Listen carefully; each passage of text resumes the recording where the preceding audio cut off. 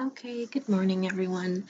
I see that a lot of you are having trouble with contextualization, so I'm just going to make this video, explain it real quick. Okay, so contextualization is basically you're setting up the stage for your essay.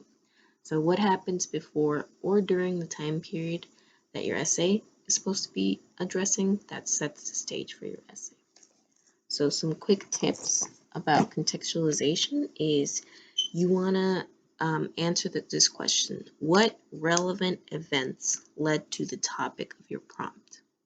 You also want to try to use some like a specific vocabulary like the Enlightenment or the Industrial Revolution or like the Russian Revolution, stuff like that.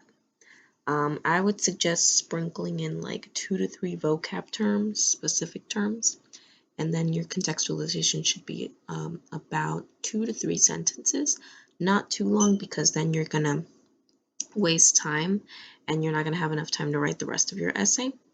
And that's really important because contextualization, although it is important, it only gets you 1 point. Okay, so we don't want to stress too much on it. Now, a couple of examples, and then I'm gonna read some prompts, and then I'm gonna come up with some contextualization. So, one example of a prompt could be, and you've already seen this before, evaluate the extent to which nations or groups used the memory of the First World War to advance their political objectives in the period 1918 to 1939.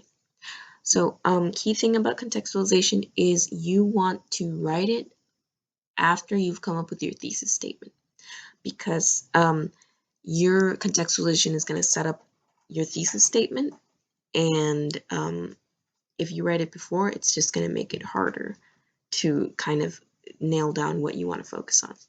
So a good contextualization for this would be World War I ended in sour terms for the losing countries, mostly Germany. According to the Treaty of Versailles, Germany had to pay reparations to the victors, France and Great Britain.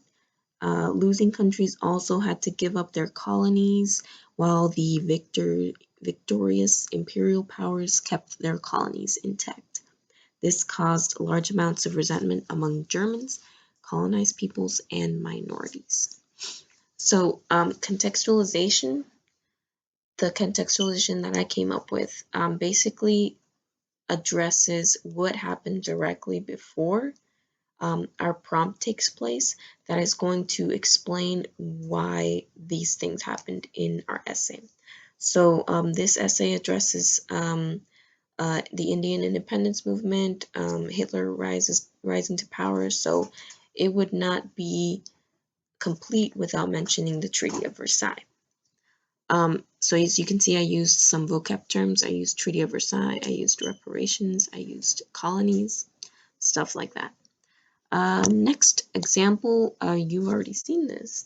You may be doing this right now, but it is evaluate the extent to which railroads affected the process of empire building in Afro-Eurasia between 1860 and 1918.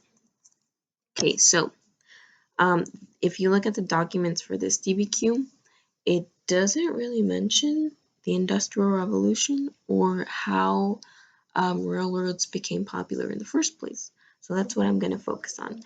Where did railroads come from? What were its effects in Europe? And then why did the European countries want to bring them to their colonies? Because that's mostly what this DBQ is about. So, European countries first experienced the Industrial Revolution in the early 19th century, which changed production and manufacturing, introducing new technologies such as the railroad.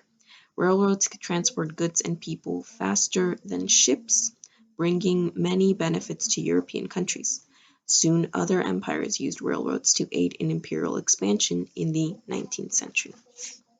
Okay, so as you can see, this this contextualization has many vocab terms in it. I mentioned the Industrial Revolution, I mentioned the railroad, I mentioned imperialism, and it explains relevant events that happened that lead right up to what the prompt wants me to talk about, like the Industrial Revolution. If you didn't get this, I want you to talk about the Industrial Revolution in your contextualization of this essay. Okay, so I hope this short video helps you figure out and kind of helps you write your contextualization. It is not the same as a thesis statement. It is explaining what happens directly before your thesis statement that is going to set the stage for your thesis statement. Okay,